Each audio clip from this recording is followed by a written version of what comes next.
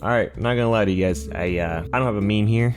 Not very creative mindset here. I'm just gonna talk until a sound effect decides to go off. So my day's been pretty good. Yeah!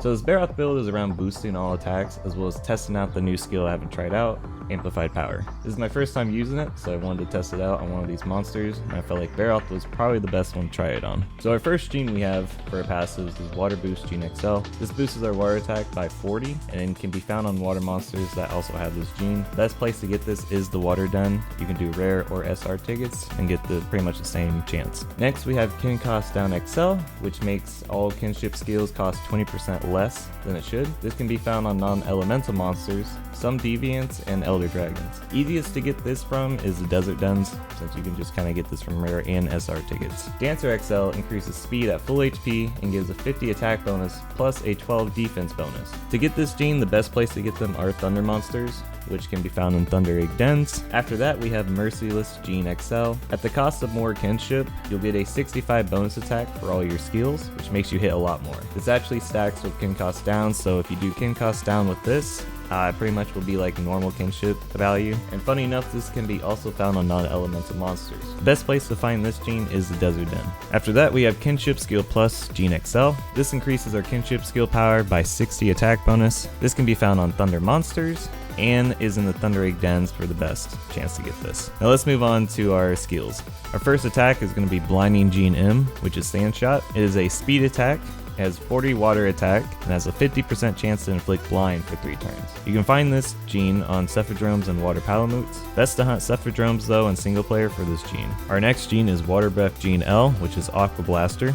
It is a technical attacking move, has 110 power, and has a 50% chance to inflict speed down for 3 turns. This gene can be found on Mitsusunes. Best to look for them in water dens with rare tickets, or you can try SR tickets to get a better chance. After that, we have Poison Gene L, which is Toxic Hazard.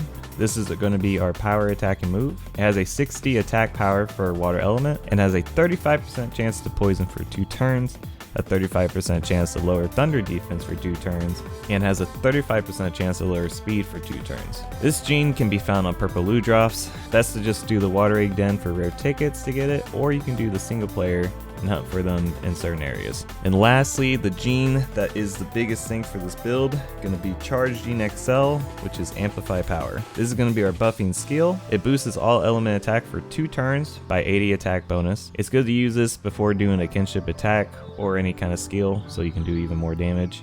It is tough to grind for, so if you want to use Pump Up instead of this, it is easier to get and might be a bit better. But this can be found on Rajangs. You can only get them through SR tickets for the Woodlands or the Thunder Egg Den, so it will be a bit of a grind, but try your best. And that's pretty much all for the Barroth build. It was fun to experiment Amplify Power with this monster, and I think it's pretty worth to try it out. And of course, if not, always put Pump Up on it. It should pretty much do the same thing. But yeah, that's all. And thank you guys for watching, and have a good day.